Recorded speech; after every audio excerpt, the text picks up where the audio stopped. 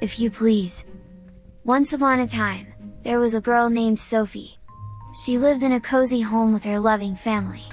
However, Sophie had a habit of forgetting her manners.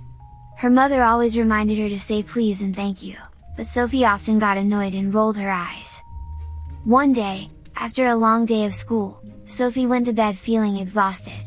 She was woken up by a loud banging on her front door. She opened it and a man from a strange land stood there.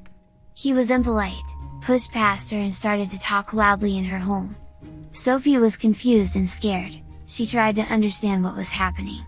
The man explained that he was from a land where manners and politeness were non-existent and that he needed her help to change that. Sophie was taken aback. She couldn't believe that such a place existed. The man showed her around her own neighborhood, and she noticed that people were pushing and shoving, talking loudly, and not saying please or thank you. She realized that this impolite land was slowly taking over her own. She knew that if she wanted to stop it from spreading, she had to start by being polite herself and to be an example for others. Sophie began to smile and say please and thank you to everyone she met. She helped people carry their groceries and held the door open for them. Slowly, people began to notice her kindness. They started to return her smile and say please and thank you back.